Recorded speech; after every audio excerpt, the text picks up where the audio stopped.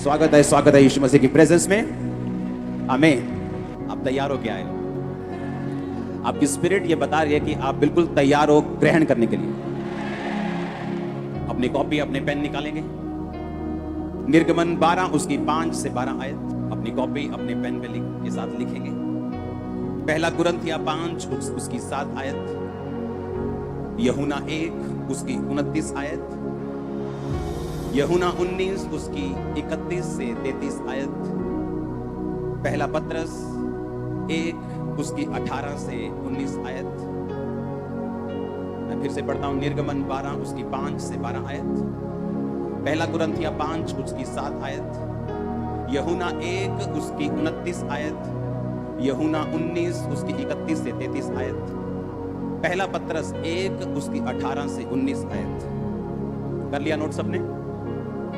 इफिसियों 1 उसकी 7 आयत, प्रेरितों के काम 14 उसकी 22 आयत, दूसरा तीमुथियुस 3 उसकी 12 आयत, मत्ती 22 उसकी 36 से 40 आयत, प्रकाशित वाक्य 5 उसकी 5 से 10 आयत।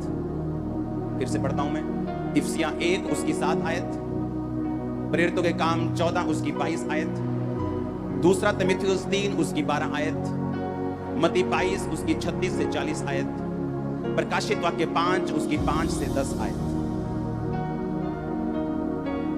पहले दिन से जब आदम ने पाप किया, परमेश्वर की मंशा आदम को छुटकारा देने की थी। और बाइबल कहती है कि परमेश्वर ने जब पूछा आदम तू कहां है, और आदम कहता कि वो छुप गया। और जब परमेश्वर ने कहा कि तू क्यों छुप गया था, उसने कहा मैं नंगा था इसलिए मैं छुप गया। तो परमेश्वर ने कहा तुझे किसने बताया तू नंगा है, तूने पाप किया है क्या? उसने कहा हाँ मैंने वो फल खाया जो तूने खाने के लिए मना किया। और बाइबल कहती है कि आदम ने अंजीर के पत्तों के साथ एक लंगोट बनाकर अपने नंगेपन को ढांप लिया। और परमेश्वर ने उसको पकड़ा और बाइबल कहती है उसे चमड़े के अंग रखे पहनाए। वो चमड़ा कहां से आया? वो चमड़ा एक भेड़, एक मेमना कुर्बान किया गया और उस मेमने की खाल से उस नंगेपन को ढक दिया गया। परमेश्वर के बताने का मकसद यह था कि तुम अपने कर्मों से, चाहे वो अच्छे हों, चाहे तुमने अपनी पूरी संपत्ति गरीबों को दे दी हो, तुमने 15,000 करोड़ रुपया दान दिया हो, तुमने अपने ब्लड से लाखों लोगों का डोनेशन दी हो, फिर भी तुम अपने नंगेपन को, अपने पाप को खत्म नहीं कर सकते जब तक भेड़ कुर्बान ना हो, जब तक मेमना कुर्बान ना हो, जब तक मैं तुम्हारे गुनाहों को ना ढकूं, जब तक मैं तुम्हें माफ ना करूं। तुम्हारे अच्छे किए गए कर्म तुझे मेरे पास नहीं लेके आ सकते। और बाइबल कहती है कि पहले दिन ही यीशु मसीह को कुर्बान कर दिया गया था।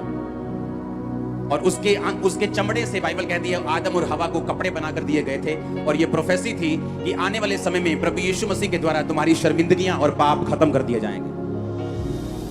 कि परमेश्वर यीशु मसीह तुम्हारे लिए मारे जाएंगे और उसके मारे जाने के द्वारा तुम्हारे गुनाह खत्म होंगे और तुम्हारी शर्मिंदगियां ढक दी जाएंगी। जो वचन की आयतें मैंने पढ़ी हैं आपके लिए, ये लगातार 2 हफ्ते चलेगा।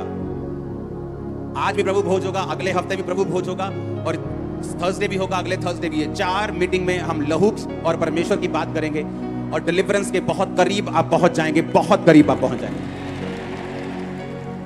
क्योंकि इस वचन को समझने के लिए आपको आत्मा चाहिए। सदूकी और फरीसी भी बहुत वचन सुनाते थे। बोलो अपने पड़ोसी को, सदूकी और फरीसी बहुत वचन सुनाते थे, लेकिन वो परमेश्वर से दूर थे। हालेलुया। बोलते कि चंगियाई नहीं करनी है, दुष्ट आत्मा को नहीं निकालना है, व्यवस्था सिखाओ, वचन सिखाओ, चंगियाई नहीं करनी। और उन्हें लगता था कि वो परमेश्वर के दास हैं, लेकिन वो परमेश्वर के दास नहीं थे, वो सदूकी थे और फरीसी थे, जैसा आज भी हैं। अपने आप को बोलते पास्टर्स हैं, क्रिश्चियन हैं, लेकिन वो पास्टर्स क्रिश्चियन नहीं, वो आज भी वही सदूकी और वही फरीसियों की आत्माएं हैं जो उनमें से बोलती हैं। यीशु मसीह को क्रूस पर चढ़ाने वाले अन्य जाति नहीं थे, यीशु मसीह को क्रूस पर चढ़ाने वाले व्यवस्था सिखाने वाले लोग थे, वचन सिखाने वाले लोग थे, जिन्होंने यीशु मसीह को क्रूस पर चढ़ा दिया था। व्यवस्था सिखाने वाले जो कहते थे कि जो मूसा ने कहा है वो मानो, जो पवित्र आत्मा कहता है उसे हम नहीं सुनेंगे। चंगियाई नहीं करना वो चेले करते थे, दुष्ट आत्मा को नहीं निकालना। लोग जैसे आए वैसे बीमारियों में चाहे मर जाएं, दुष्ट आत्मा में मर जाएं, पर निकालनी नहीं है। परमेश्वर ने कहा वो आत्मा आज भी आज्ञा नाम मानने वालों में काम करता है। आज आप आजाद भी होंगे, आप कलाम भी सीखेंगे, आप डिलीवर भी होंगे, आप चंगे भी होंगे। पूरा गॉस्पेल सुनाया जाएगा आपको आज, आधा अधूरा नहीं। अगर खुदा ने दोनों आंखें दी हैं तो आंखों में काना राजा बनने की जरूरत नहीं है, पूरी दोनों आंखों से राजा बनो। हालेलुया। जब तक कोई तुम में नहीं था कोई दो आंखों वाला, तो तुम राजा थे क्योंकि तुम काने थे। अब दो आंखों वाला कोई आया तो तुमको अभी बुरा लग रहा है। निर्गमन 12 उसकी 5 से 12 आयत। ये उस समय की बात है जब मूसा को परमेश्वर ने कहा, मूसा मेरे लोगों को ले जा और इन्हें मिस्र से आजाद कर। पहले मूसा माना नहीं, फिर एंड में मान गया और वहां पे गया। इमेजिन करो, बाइबल में मैं आज परमेश्वर ने मुझ पे प्रकट किया अभी राइट नाउ ऑफिस में, कि क्यों परमेश्वर ने इतने चमत्कार उस राजे को, फिरौन को दिखाए। पहले सांप का, लाठी का सांप बन जाना, हाथ गोड़ी हो जाना, नदी का लहू पानी बना देना, पानी लहू बना देना, मेंढकों का निकल के आना, टिड्डियों का निकल के आना, डांसों का निकल के आना, फफोलों का, फोड़ों का पशुओं के ऊपर निकलना, आसमान से बर्फ और आग इकट्ठे बरसना। इस तरह के कई तरह के परमेश्वर ने चमत्कार उनको दिखाए।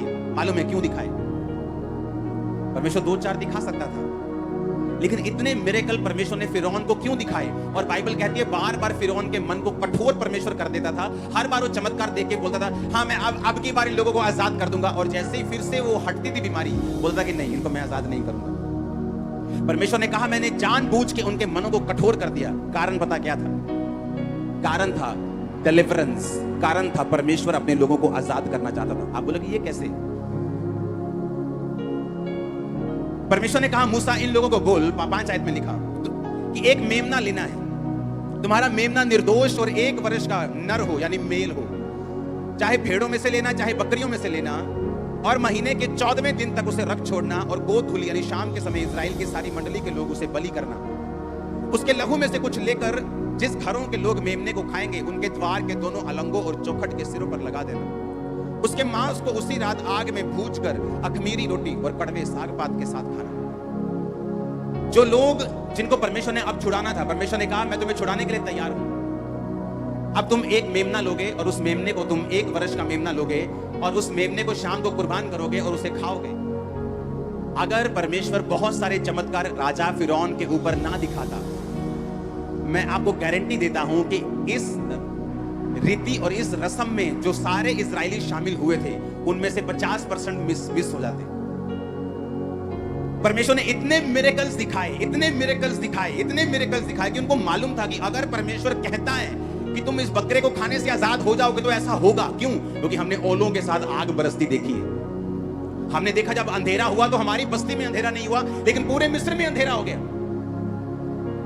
जब उसने कहा कि ओले बरसेंगे और तुम्हारे पशु मर जाएंगे, वो सामने वो मोहल्ले के सारे पशु मर गए, लेकिन इस मोहल्ले जहां इजरायली रहते थे एक भी पशु नहीं मरा। उन्होंने अनकाउंटेबल मिरेकल्स को देखा।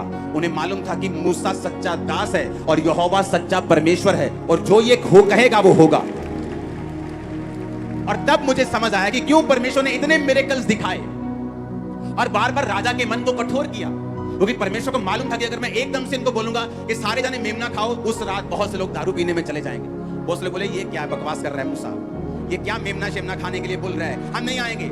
और जो बिलीव करते वो छूट जाते और आधे पीछे रह जाते। उनके मनों को तैयार करने के लिए परमेश्वर ने कितने मिरेकल्स मिस्र में दिखाए। पानी का लहू बनना आसान बात नहीं। मिस्र देश के 97% पॉपुलेशन उस पानी पे निर्भर करती है आज भी। पढ़ो नील नदी की हिस्ट्री। आज भी उस देश के 90% से ज्यादा जनसंख्या उस नील नदी के किनारों में रहती है। और जब मूसा ने उस नील नदी के पानी पर मारा, हारून ने मारा, तो वो लहू बन गया और पानी पीने के योग्य नहीं था। हजारों किलोमीटर की नदी लहू बन गई थी। इतने बड़े बड़े चमत्कार देखने के बाद उनको मालूम था कि अब अगर परमेश्वर कुछ कहता है उसमें सेंस भी है और उसमें छुटकारा भी है। आमीन। और जब उन्होंने कहा कि जब तुम मेमना के खाने के लिए बैठोगे तो उसकी विधि मैं तुम्हें सिखाता हूं। हमें लगता है परमेश्वर हमें मांस खाने के लिए कह रहे हैं, ऐसा नहीं। वो हमें कुछ सिखा रहा था।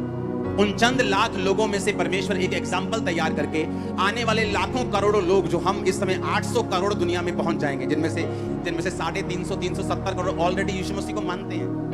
परमेश्वर को करोड़ों लोगों की चिंता थी जो आज हम हैं, ताकि उस एग्जाम्पल से परमेश्वर हमें छुटकारे का तरीका बता सके। समझ आ रही है कि नहीं?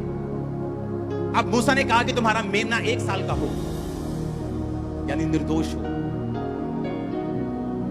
जैसे बच्चे निर्दोष होते हैं, उन्हें बाप का कुछ नहीं पता। उसने कहा वो मेमना 1 साल से ऊपर नहीं होना चाहिए, चाहे भेड़ों में से लेना चाहे बकरियों में से, पर 1 साल का हो।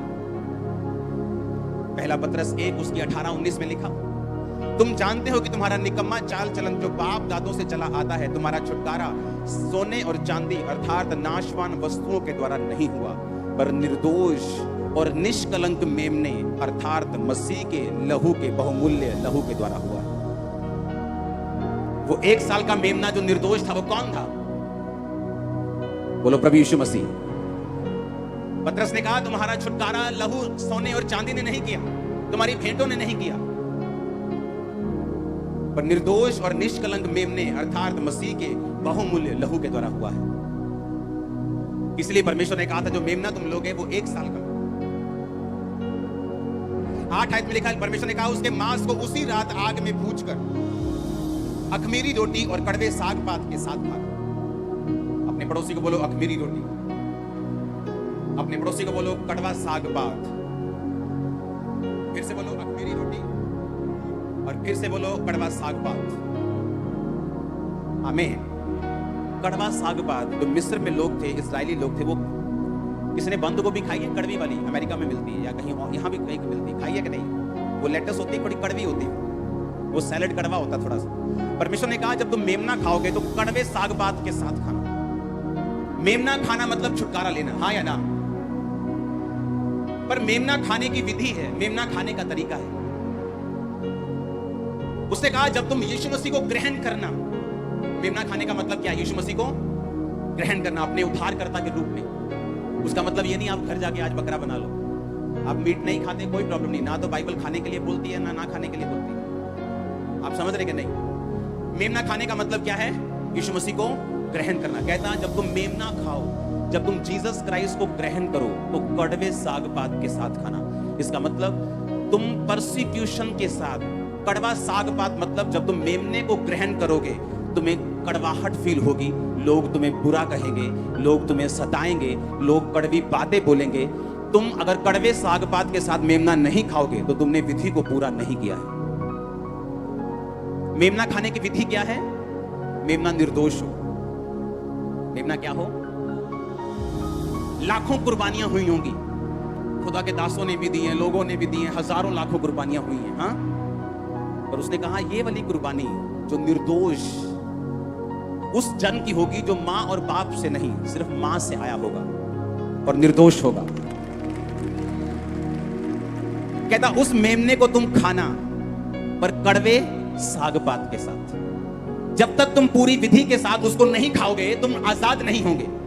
एक फैसला पहले करना होगा कि क्या मैं इन बीमारियों में खुश हूं, क्या मैं इन गरीबी में खुश हूं, क्या मैं रोज के कलेश से खुश हूं, क्या मैं अपने घर की रोज की झिकझिक, अपने डिप्रेशन से, दुष्ट आत्मा के अटैक से खुश हूं।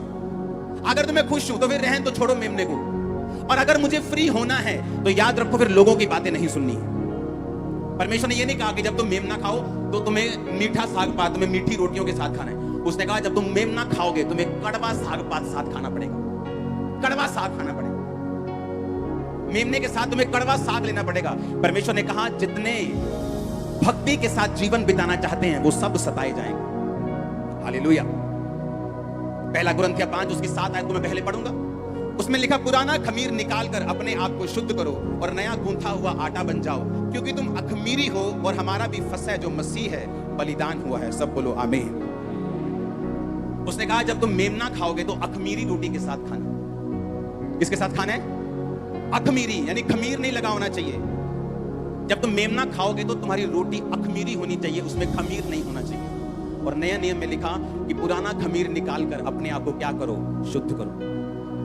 जब तुम मेमना खाओ तुम में बपतिस्मा तुम्हारा हुआ होना चाहिए। जब तुम मेमना खाओ तुम्हारे अंदर व्यभिचार का आत्मा नहीं होना चाहिए। जब तुम मेमना खाओ तुम चोर नहीं होने चाहिए।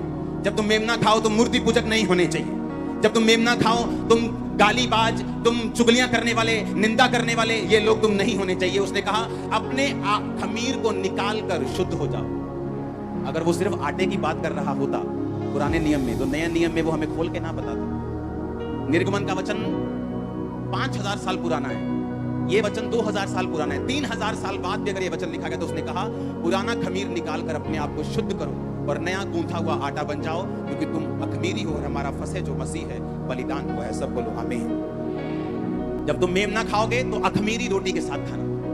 तुम्हारे अंदर खमीर नहीं होना चाहिए, नहीं तो वो छुटकारा काम नहीं करेगा। अगर तुम छुटकारा चाहते हो तो तुम्हें विधि के साथ मेमने को खाना होगा। जब तुम प्रभु खोज लोगे आज, ये सिर्फ एक क्रिश्चियन रीति रिवाज नहीं है कि परमेश्वर ये रोटी नहीं तेरा शरीर है, ये जूस नहीं तेरा ब्लड है। नो नो नो नो, आप ये मान रहे हो कि आज आप अपने खमीर को निकालकर अपनी तौबा में जाकर आप कड़वे साग पात के साथ, यानी आप ये स्वीकार करने के लिए तैयार हैं कि आप सताव के साथ, दुखों के साथ भी यीशु मसीह को खाने के लिए, ग्रहण करने के लिए तैयार हैं। दूसरा तिमुथियुस 3 उसकी 12 आयत में लिखा, पर जितने मसीह यीशु में भक्ति के साथ जीवन बिताना चाहते हैं वे सब सताए जाएंगे। उनमें से कोई हाँ क्या बोलो तो कहता, अगर यीशु मसीह के साथ तुम भक्ति में जीवन बिताना चाहते हो तो वो सब सताए जाएंगे। उसी सताने को परमेश्वर बोल रहा है कि जब तुम मुझे खाओगे, जब तुम जीसस को ग्रहण करोगे, जब तुम यीशु मसीह को अपने अंदर लोगे, तो तुम्हें अखमीरी रोटी और तुम्हें कड़वे साग पात के साथ उसे खाना होगा। और अखमीरी रोटी के बारे में वचन क्या कहता है, मैंने आपको बताया है 1 कुरिन्थियों 5:7 कि पुराना खमीर निकाल कर अपने आप को शुद्ध करो। वो आटे की बात नहीं कर रहा, वो किसकी बात कर रहा है? बोलो मेरी बात कर रहे हैं। आमीन। अगर वो आटे की बात कर रहा था तो पौलुस भी यही कहता कि अपने घरों में से कोई भी आटे में खमीर लगा हो तो मत उसे निकाल दो, अखमीरी रोटियां बनाना और प्रभु खोज में खाना। उसने क्या कहा? वचन में लिखा 1 कुरिन्थियों 5:7, पुराना खमीर निकाल कर अपने आप को क्या करो? शुद्ध करो। अपने आप को क्या करना है? किसको निकाल कर? पुराना खमीर। ये कहां से आया? वो पुराने मिस्र से जहां से हम निकले हैं। वो सूटा कहता निकाल दो, खत्म कर दो। वो स्पेग वो खत्म कर दो कहता। वो व्हाट्सएप की वो चैट, वो सेक्सी बातें परमेश्वर कहता फिनिश कर दो, वो तुम्हें छुटकारा नहीं लेने देंगे। कहता तुम अपने आप को शुद्ध करो, पुराना खमीर निकाल दो। आज क्रिश्चियन होके भी अगर बंधनों में रहना है, क्रिश्चियन होके भी अगर बीमारियों में मरते रहना है, क्योंकि हम पुराना खमीर निकालने के लिए तैयार नहीं। हमें इतना हियाव है कि हम उसी वेश्या के साथ जिसके साथ हम सोते हैं चर्च में आकर वचन सुन सकते हैं और बाद में वही काम फिर कर सकते हैं। और परमेश्वर के क्रोध के लिए अपने आप को हम तैयार कर रहे हैं। जैसे अगर जब बकरे ने कटना होता है ना, तो उसके घर वाले जब खिलाते और पिलाते, बकरे को लगता है वाह वाह मौज ही मौज है, और खवाओ मैंने, और उसे मालूम नहीं उसे कटने के लिए तैयार कर रहे हैं। परमेश्वर ने कहा तुमने इस संसार में बड़ा ही सुख भोगा और अपने आप को लास्ट के दिन में कटने के लिए मोटा और ताजा किया है। उसने कहा अपने खमीर को निकाल कर अपने आप को क्या करना है? शुद्ध करना है। कहता अपने आप को, इसको आटे को नहीं बोल रहा परमेश्वर। दोबारा पढ़ेंगे उस आयत को। पुराना खमीर निकाल कर अपने आप को शुद्ध करो और नया गूंथा हुआ आटा बन जाओ, ताकि तुम अखमीरी हो, क्योंकि हमारा भी फंसे जो मसीह है बलिदान हुआ है। और निर्गमन की उस वचन को पढ़ेंगे फिर से 8 आयत को। कहता उसके मांस को उसी रात आग में भूज कर अखमीरी रोटी और कड़वे साग पात के साथ खाना। उसको सिर पैर आंतड़ियों समेत आग में भूज कर खाना, कच्चा या जल में पकाकर कुछ ना खाना। जब परमेश्वर के सामने लोग बलिदान करते थे तो किडनीज नहीं खा सकते थे। किडनीज और लीवर के पास जो चर्बी होती है उसको नहीं खा सकते थे। पता है कि नहीं पता? पुराने नियम ऐसे ऑर्गन थे जो तुम नहीं खा सकते थे। तुम कुछ हिस्से थे बॉडी के जो तुम खा सकते थे।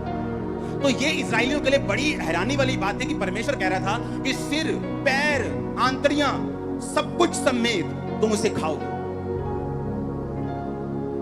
नहीं चंगियाई वाला मैंने दे दियो पाठ, आ परसिक्यूशन वाला तू ही रख लो, आ हीलिंग वाला मैनू दे दियो, और विरोध वाला ना ये तू ही रखो, आ लैन वाला मैनू दे दियो, ते बोन वाला तू ही रख लो। परमेश्वर ने कहा ऐसे छुटकारा नहीं होगा। जब तुम मेमना खाओगे तुम्हें उसका सिर, उसके पैर, उसकी आंतड़ियां समेत और आग में भूनकर। ये एक प्रोफेसी थी कि जब यीशु मसीह की कुर्बानी होगी वो एक आम कुर्बानी नहीं होगी, बल्कि उसे पूरी तरह से फायर में से गुजरना पड़ेगा, ताकि वो वचन पूरा हो कि प्रभु यीशु मसीह ने, उन्होंने कहा था कि मैं तुम्हें पानी से बपतिस्मा देता हूं, पर मेरे बाद आएगा वो तुम्हें पवित्र आत्मा और आग से बैप्टाइज करेगा। उसने कहा वो तुम्हें पवित्र आत्मा और आग से बपतिस्मा देगा। पता है क्यों? उसने वो आग से लिया था, इसलिए तुम्हें वो देगा। आज हर एक जन जो इस छत के नीचे मौजूद है पवित्र आत्मा की अग्नि के साथ बपतिस्मा लेके वापस जाना है यीशु मसीह के नाम में। हालेलुया। ऊंचा और लंबा ये ब्लेसिंग तुम्हारी है। उसने कहा कि तुम यीशु मसीह जब तुम मेमने को खाओगे तो उसे आग में भूज कर खाना, क्योंकि ये एक प्रोफेसी होगी कि प्रभु यीशु मसीह अग्नि के जैसे परीक्षा में से निकलकर तुम्हें स्वीकार करना पड़ेगा। और उसे सिर, पैर, आंतड़ी, लोग बोलते हैं अच्छा ये तो खाने में मना किया है, हम तो चर्बी नहीं खा सकते, किडनी नहीं खा सकते, ये अंग नहीं खा सकते, वो अंग नहीं खा सकते, परमेश्वर ने हमें कुछ कुछ चीजें खाने के लिए मना की। परमेश्वर ने कहा नहीं, ये मेमना वो नहीं जो तुम मीट की तरह खाते हो, ये मेमना मेरा बेटा है प्रभु यीशु मसीह, तुम्हें पूरा का पूरा लेना पड़ेगा इसको। तुम नहीं कह सकते कि नहीं ये वाला हिस्सा मैं नहीं लूंगी, ये वाला हिस्सा मैं लेने के लिए तैयार हूं। मैं यीशु मसीह को सारी दुनिया में ग्रहण करने के लिए तैयार नहीं हूं, पर मैं उसकी चंगाई को चाहती हूं। मैं ये काम करने के लिए तैयार नहीं हूं, पर मैं बरकत को चाहता हूं। मैं चाहता हूं मेरा बेटा नशे छोड़ दे, पर ये वाला काम मुश्किल है। परमेश्वर ने कहा तो छुटकारा नहीं होगा। इसीलिए क्रिश्चियनिटी में जो रियल छुटकारे वाले लोग हैं, जिन्होंने खुद छुटकारा लिया है, अपने परिवार के अंदर छुटकारे को ट्रांसफर किया है, लाखों लोगों को छुटकारे के अंदर भेजा है, वो लोग हैं जिन्होंने पूरी तरह से परमेश्वर के वचन को माना है और चले हैं वचन के ऊपर। उसने कहा जब तुम मेमना खाओ तो अखमीरी रोटी और कड़वे साग-पात के साथ खाना।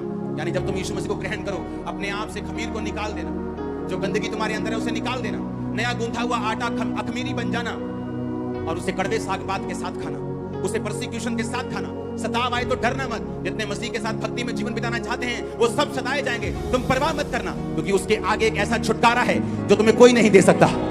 वो छुटकारा मैं तुम्हारा होता हुआ देख रहा हूं, वो छुटकारा मैं तुम्हारे परिवारों का होता हुआ देख रहा हूं, वो छुटकारा मैं तुम्हारे फाइनेंस का होता हुआ देख रहा हूं। Hallelujah, hallelujah, hallelujah. उसे आग में भूज कर खाना, कच्चा मत खाना, जल में पकाकर कुछ नहीं खाना। अरे परमेश्वर को क्या इंटरेस्ट है तुम कैसे खाते हो, लेकिन वो कुछ मैसेज दे रहा था आपको कि यीशु मसीह उस फायर के बपतिस्मे से होकर निकलेगा, उस परीक्षा की आग में से होकर वो जाएगा। और इसलिए यूहन्ना ने कहा था मैं तुम्हें पानी से बपटाइज करता हूं, पर मेरे बाद एक आने वाला है, वो तुम्हें पवित्र आत्मा और आग से बपतिस्मा देगा। ओ जीसस, हालेलुया, हालेलुया, हालेलुया। अब तुम अपने आप की पिक्चर देखो, वो निर्दोष मेमना और कोई नहीं। इस दुनिया में कोई निर्दोष नहीं सिवाय यीशु मसीह के। वो ऐसा एक लौता था, है और रहेगा जो सिर्फ मां के जरिए आया और पवित्र आत्मा ने उसको गर्भवती किया, क्योंकि वो निर्दोष था। इंसान के ब्लड में पाप था। अगर वो बाप के जरिए आता तो फिर वो भी ब्लड से, आदम और हवा के ब्लड से पापी ठहरता। लेकिन परमेश्वर ने कहा था अगर तुमको छुटकारा चाहिए तो निर्दोष मेमना कुर्बान करना पड़ेगा। मैंने आपको हजारों साल पहले यीशु मसीह के जन्म के बाद पहले का वचन सुनाया, यीशु मसीह के जन्म के बाद का वचन सुनाया। अब मैं आपको हजारों साल बाद या सैकड़ों साल बाद का वचन अब मैं आपको सुनाता हूं। प्रकाशित वाक्य 5 उसकी 5 से 10 आयत, जिसमें ये साबित होता है जो यीशु मसीह ने वचन में लिखा है। आदि में कौन था? वचन परमेश्वर के, और वचन ही आदि में यीशु मसीह परमेश्वर के साथ था। क्योंकि वचन कौन है? वचन ने देह धार के वो नीचे आया और उसका नाम क्या रखा गया? प्रभु यीशु मसीह। आदि में यीशु था, यीशु परमेश्वर के साथ था और यीशु ही परमेश्वर था। आदम और हवा के टाइम भेड़ कुर्बान की गई, मूसा के टाइम पे एक भेड़ कुर्बान की गई, मेमना कुर्बान किया गया। नए नियम में लिखा कि तुम्हारा जो बलिदान है, जो तुम यीशु मसीह जो निर्दोष मेमना है, निष्कलंक मेमना है, उसके लहू के द्वारा हुआ। और अब हम वो आयत पढ़ेंगे जो अभी पूरी नहीं हुई।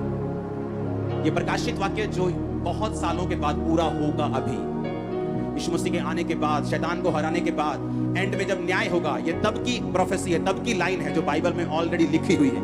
अब मैं वो पढ़ूंगा आपके साथ। उन पर प्राचीनों में से एक ने मुझसे कहा, मत रो, देख यहूदा के गोत्र का वह सिंह, वह शेर जो दाऊद का मूल है, उस पुस्तक को खोलने और उसकी 7 मोहरें तोड़ने के लिए जयवंत हुआ है। तब मैंने उस सिंहासन और चारों प्राणियों और उन प्राचीनों के बीच में एक वध किया हुआ मेमना खड़ा देखा। उसके 7 सींग और 7 आंखें थी। वे परमेश्वर की 7 आत्माएं हैं जो सारी पृथ्वी पर भेजी गई हैं। उसने आकर उसके दाहिने हाथ से जो सिंहासन पर बैठा था पुस्तक ले ली। जब उसने पुस्तक ले ली तो वे चारों प्राणी और 2400 प्राचीन, जो 24 प्राचीन थे, उस मेमने के सामने गिर पड़े।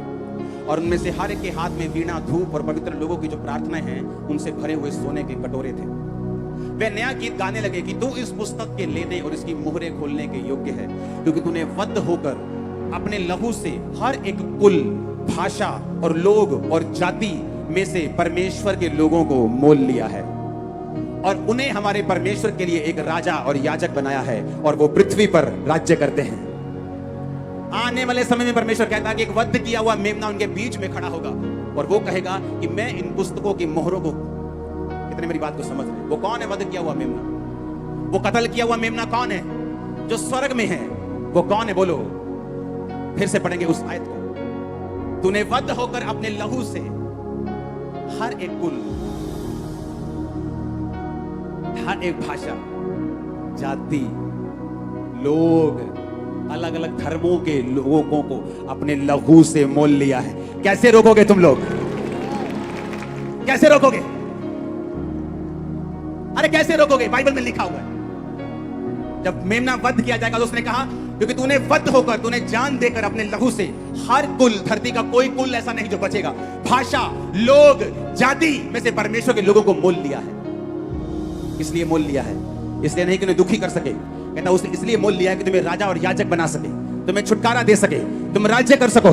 तुम राज्य करोगे यीशु के नाम में, बीमारियों के ऊपर यीशु के नाम में, तकलीफों के ऊपर, बीमारी के ऊपर, कर्जे के ऊपर, गरीबी के ऊपर तुम राज्य करोगे यीशु मसीह के नाम में।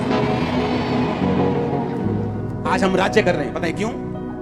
मेरी खुद की इच्छा है, मेरी पर्सनल लाइफ में ये चर्च का पैसा, मैं ऑफरिंग जो होती है वो मेरा पैसा नहीं, मैं मैनेजर हूं, उसको मैनेज करता हूं कहां कहां लगाना है। इसलिए हम जल्दी ग्रो हुए हैं। मेरे पास पैसों का हिसाब है, सारा पैसा बैंक में जाता है, तिजोरियों में कुछ नहीं पड़ा हुआ। हालेलुया। आप समझ रहे मेरी बात को? सुनो मेरी बात। उसने कहा अगर आज मैं अपनी लाइफ में चाहूं मुझे 50 चर्चेस और खोलनी है, ये हमारी मर्जी पे भी डिपेंड कर रहा है कि हम कितना स्पीड से बढ़ना चाहते हैं। इसे राज्य करना बोलते हैं। हमें लगता है हमें अपनी प्रार्थना की लाइफ को मेंटेन करना है। अब ऐसा कुछ नहीं है जो हम सोचते हैं कि हम ऐसा कर सकते हैं, ऐसा कुछ नहीं। अगर हमें करना है तो हम कर लेते हैं, अगर हमें नहीं करना हम छोड़ देते हैं। और ऐसा ही कब्जा परमेश्वर आपकी लाइफ से, आपकी जिंदगी में आपको देना चाहता है। कारण हम लोग नहीं है, कारण हमारे अच्छे काम नहीं। लिखा वध किया हुआ मेमना। फिर से पढ़ेंगे उसको, क्योंकि वध होकर, तूने वध होकर अपने लहू से हर एक कुल, हर जाति, हर तरह के लोगों को मोल लिया है। हम यीशु मसीह के लहू से मोल लिए गए। आमीन। अब मुझे यह बात समझनी है कि यहोवा परमेश्वर ने क्यों कहा कि निर्दोष मेमना लेकर उसे कुर्बान करो, उसको खाने की तैयारी करो। खाने का तरीका मैं तुम्हें बताता हूं। खाने की विधि यह है, फिर से पढ़ेंगे निर्गमन, कि उसके मांस को उसी रात आग में भूंजकर अखमीरी रोटी और कड़वे साग पात के साथ सिर पैर आंतड़ियों समेत खाना कच्चा या जल में पकाकर कुछ ना खाओ। उसमें से कुछ भी सवेरे तक ना रहने देना। यदि कुछ सवेरे तक रह जाए तो उसे आग में जला देना। परमेश्वर ने कहा जब तुम उसे खाना तो बचा के मत रखना। उसे क्या करना? जितना खाना है वो तभी खाना है।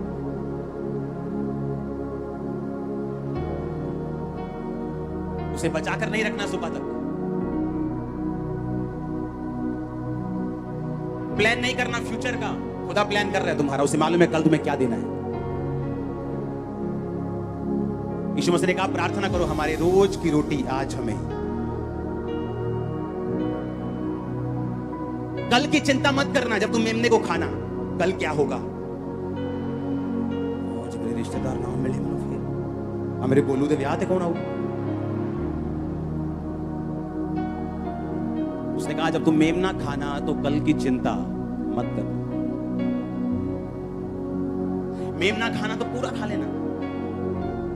ये मत कहना कि नहीं अभी मैंने सिगरेट छोड़ दी है, तंबाकू कभी कभी मैं लगा रहा हूं, दारू मैंने छोड़ दी है ना जी, दारू पर चढ़ती होते नहीं कभी कभी। परमेश्वर ने कहा ऐसा तुम मत करना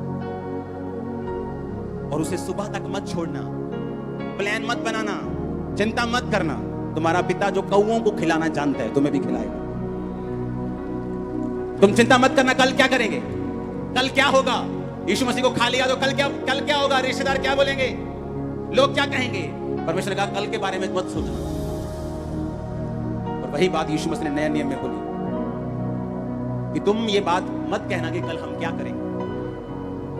यीशु मसीह ने कहा एक अमीर आदमी था, उसने कहा देखो मैं कितना अमीर हो गया हूं, हर साल मेरे खेत बढ़ते जा रहे हैं, तो मैं ऐसा करूंगा, इन खेतों की फसल के लिए एक स्टोर हाउस बनाऊंगा, वहां मैं अपनी फसल को रखूंगा और अपने मन को बोलूंगा, वाह, आराम से चैन कर खा और पी। और परमेश्वर ने कहा, हे मूर्ख, इसी रात तेरा प्राण तुझसे ले लिया जाएगा और जो तूने ये बटोरा ये किसी और का हो जाएगा।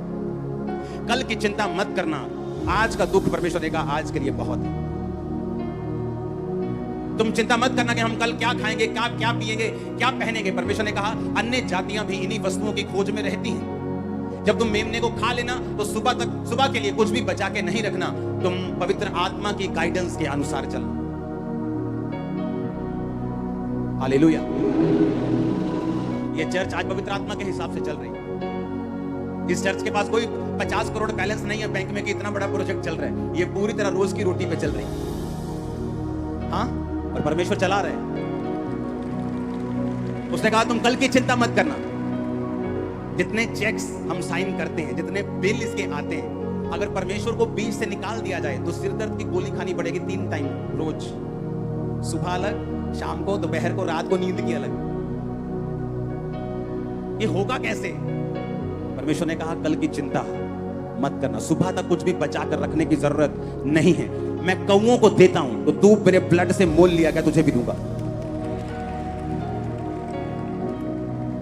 निर्गमन 12 उसकी 5 से 12 के बीच में आपका पूरा छुटकारा लिखा हुआ है। आज जब लोग हमसे मिलते हैं और बोलते हैं कि यहाँ इतना ये सब कुछ आप क्या कर रहे हो, कहां से कर रहे हो, और वो हमें देखते हैं कि हमें 1% भी चिंता नहीं। एक 5 mm की गोली हम नहीं खाते अपनी लाइफ में। पता कितनी होती 5 mm की गोली? हरी दाल के दाने के बराबर। हो क्या रहा है ये?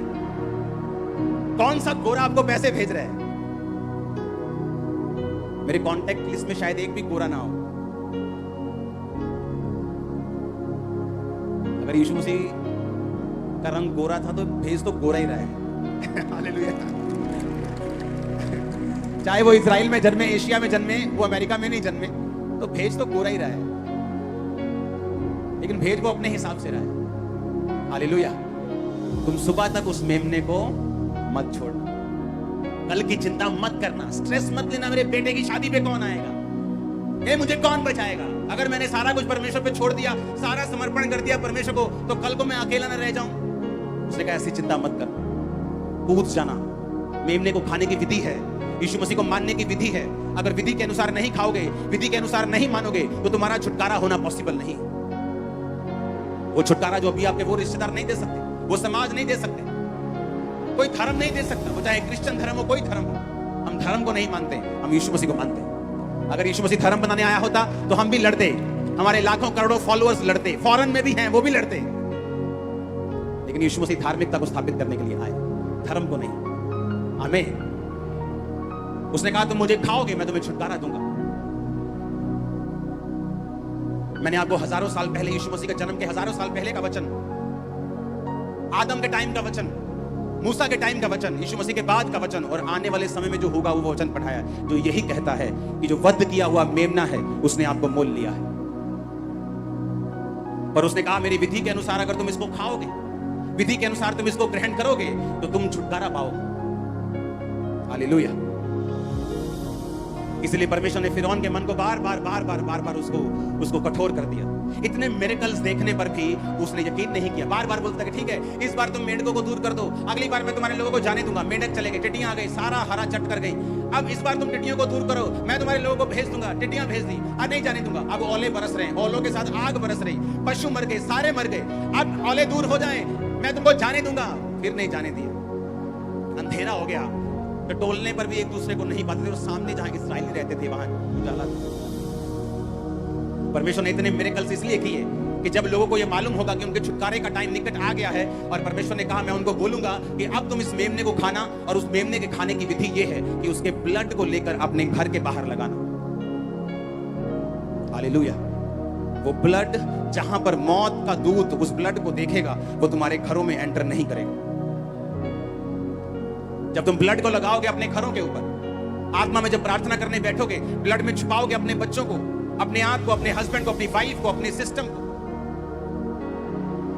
ब्लड की घोषणा करोगे शैतान के खिलाफ, जादू के खिलाफ, टोने के खिलाफ, तुम उस ब्लड को अपनी जिंदगी में लगाओगे, अपने आप को ठगोगे उस ब्लड से, मौत का तुम्हारी जिंदगी में कोई भी अधिकार नहीं होगा। हालेलुया। उसके आगे बढ़ेंगे। सवेर तक रह जाए तो आग में जला देना। और उसके खाने की विधि यह है, कमर बांधे, पांव में जूती पहने और हाथ में लाठी लिए हुए फुर्ती से खाना।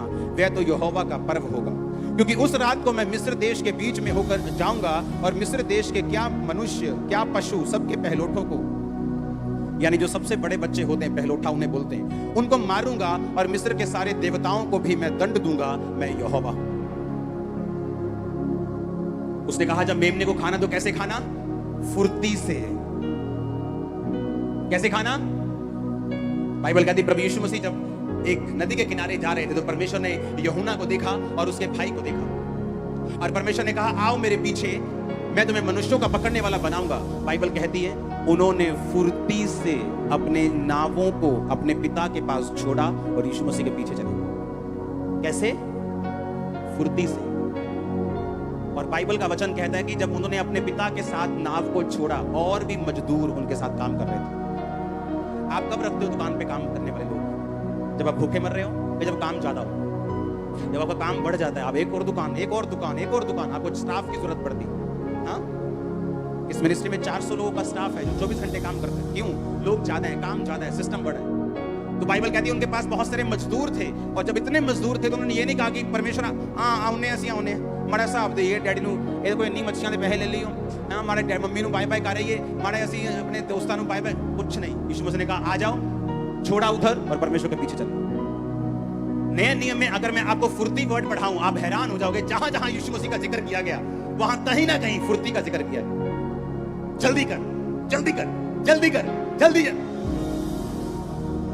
देखा यीशु मसीह ने बुलाया और लिखा वो झट से अपने पिता को अपनी नाव मजदूरों के साथ छोड़कर यीशु मसीह के पीछे हो गए। अब्राहम को जब दूध दिखाई दिए बाइबल कहती है वो सारा के तंबू में गया। उसने कहा फुर्ती कर, फुर्ती, फुलके बना, जल्दी सब्जी बना, इनको खिलानी है दूधों को। फुर्ती। एक नॉनसेंस व्यक्ति जिसको कोई सेंस नहीं वो हमेशा ढीली बातें करेगा। उसका काम भी ढीला, उसकी बातें भी ढीली, स्पिरिचुअल लाइफ भी ढीली, सब कुछ ढीला, खत्म, फिनिश। जो आत्मिक व्यक्ति होगा उसे मालूम होगा कि इस काम में थोड़ा खींचना है, ये टाइम रोजे रखने का है, ये टाइम जरा स्ट्रॉन्ग प्रेयर करने का, खींच के थोड़ा ऑफरिंग बोने का, ये टाइम थोड़ा फुर्ती। कहता फुर्ती से जब तुम मेमने को खाना आलस मत बरतना, इसे फुर्ती से खाना, ढिलाई मत बरतना, फुर्ती करना, डिसीजन लेने में देर मत लगाना, खुदा के लिए कुछ करने में देर मत लगाना, सोचना मत बार बार, और फुर्ती करना, पाप छोड़ने में फुर्ती करना, परमेश्वर के साथ मेल मिलाप करने में फुर्ती लेना, बपतिस्मा लेने में फुर्ती करना, झट से बपतिस्मा लेना, झट से तौबा कर लेना, झट से फुर्ती से खाना। तुम मेमने को अगर ढीले ढाले खाओगे तो तुम्हारा छुटकारा देरी से होगा।